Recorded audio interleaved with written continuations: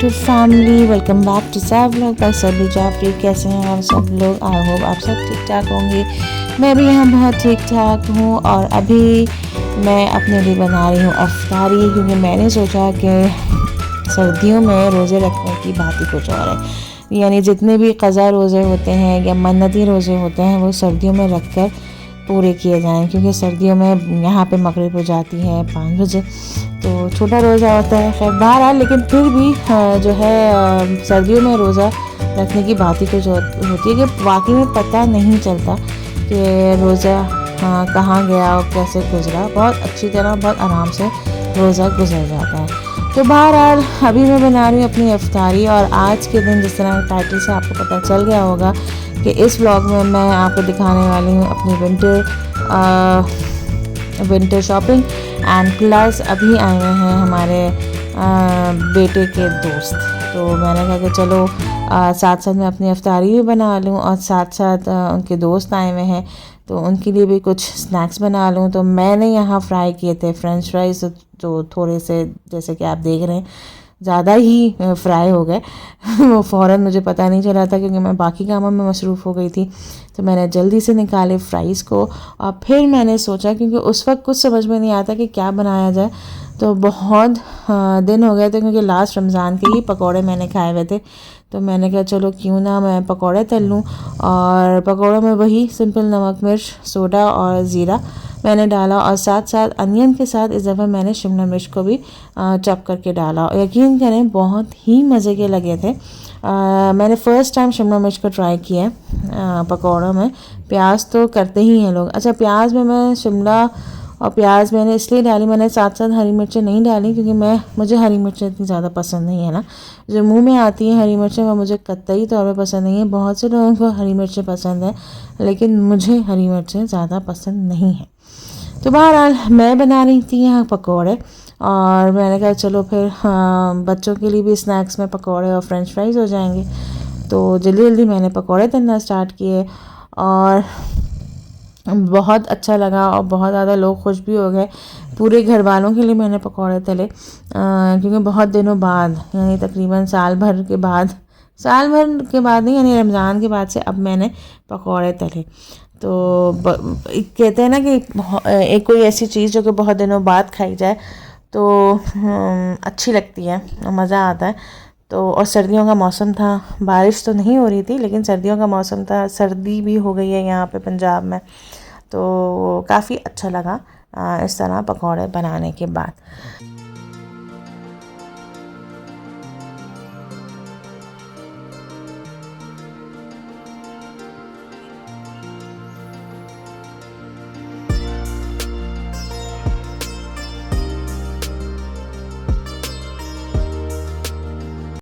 पकोड़े तलने के बाद और फ्राइज़ भी थोड़े से तलने के बाद फिर मैंने बनाई अपनी अफ्तारी की प्लेट।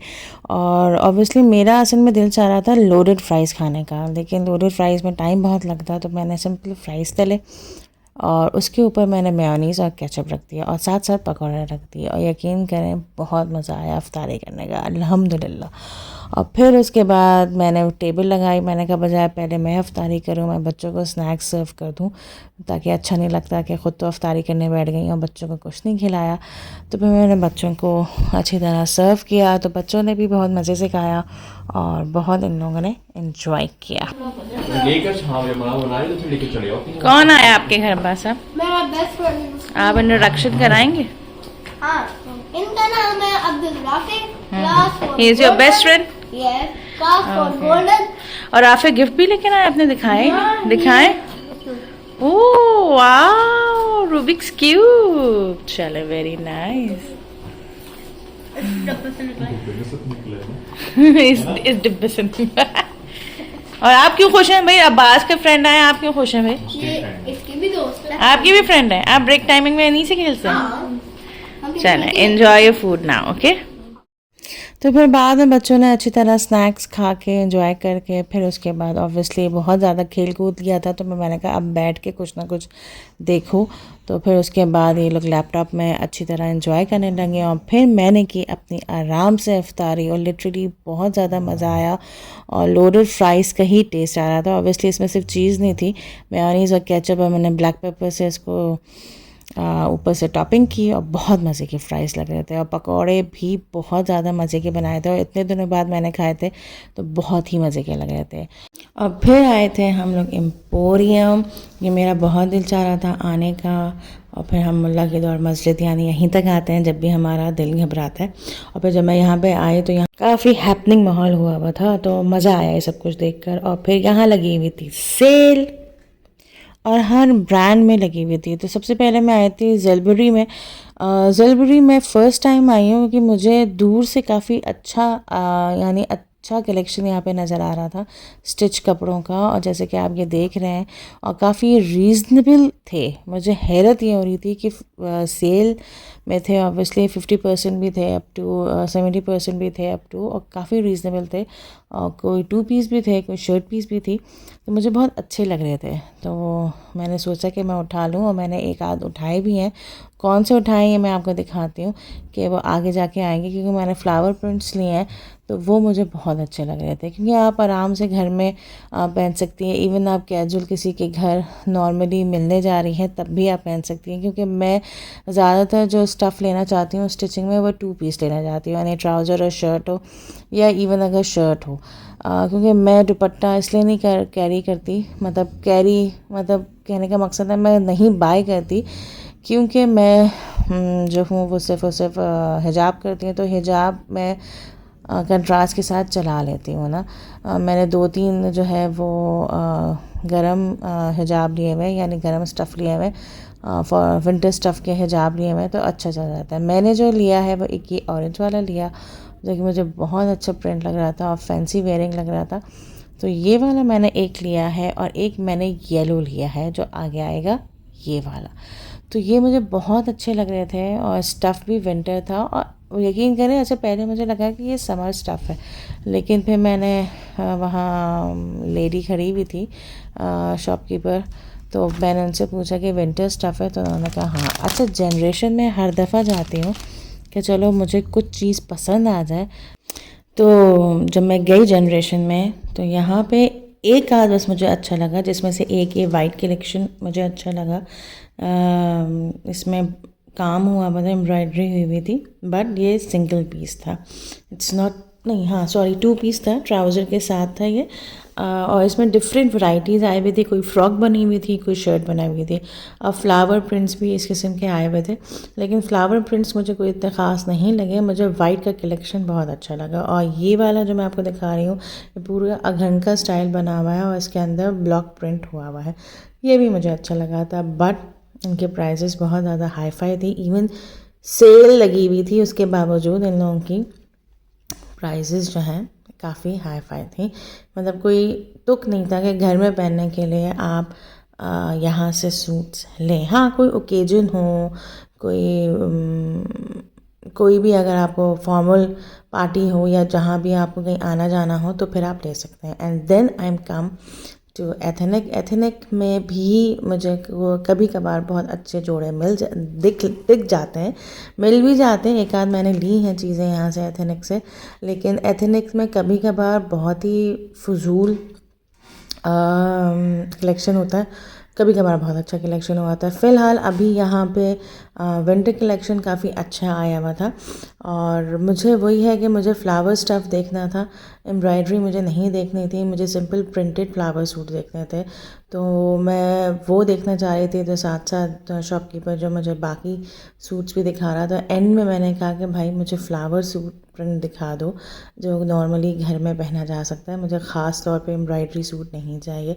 तो फिर वो उसने कहा कि अच्छा, फिर वो मुझे वहाँ लेके गया जहाँ पे फ्लावर प्रिंट्स थे।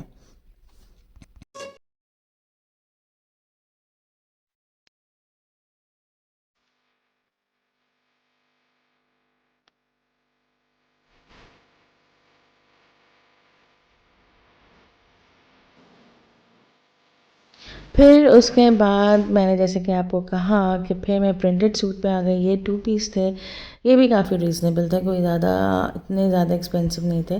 तो मेरा दिल चाहा मैं यहाँ लूँ और मैं लूँगी। अभी तो मैंने नहीं लिया था क्योंकि मैंने ज़लबरी से मैंने 2 सूट ले लिए थे, तो मैंने कहा अभी फ़िलहाल मैं यहाँ से नहीं लेती, वरना काफ़ी फजूल खर्ची हो जाएगी।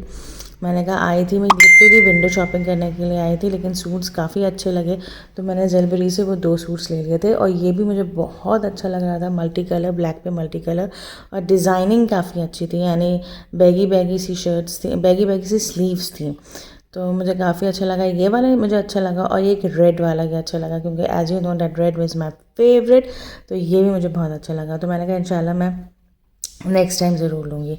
फिर मैं एक और दुकान में आई। अच्छा, इस दुकान का नाम मैं आपको बाद में दिखाऊंगी।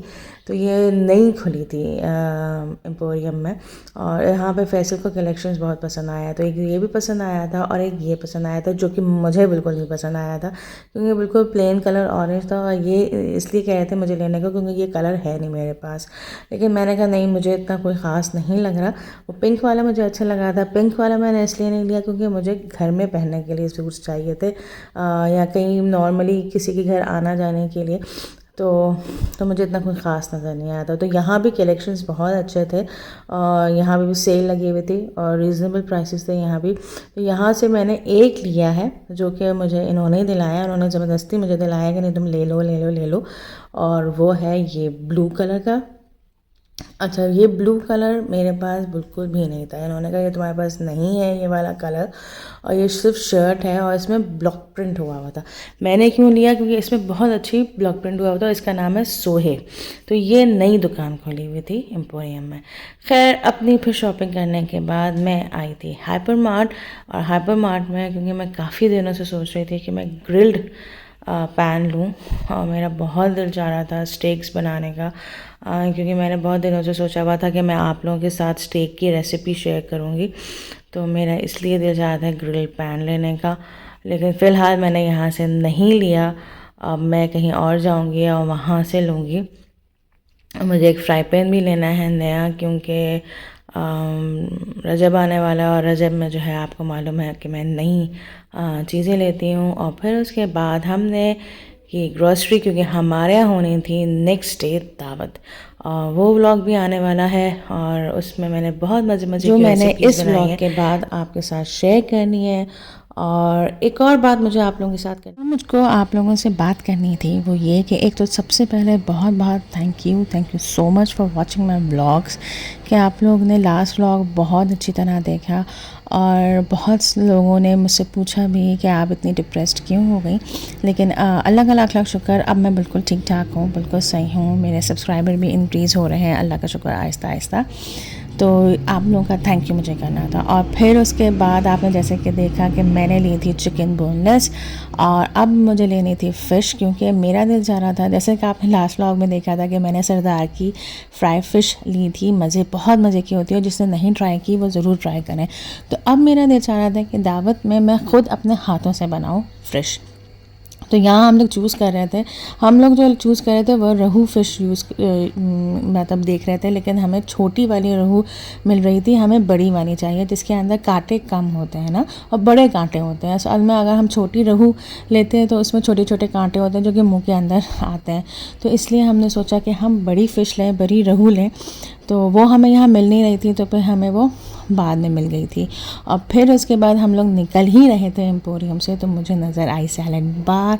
एंड सैलड, यू नो कि मेरी कमज़ोरी है सैलड, तो मैंने ली सैलड। और सैलड में मैंने इस दफ़ा 2 तरीके से बनवाई सैलड ना।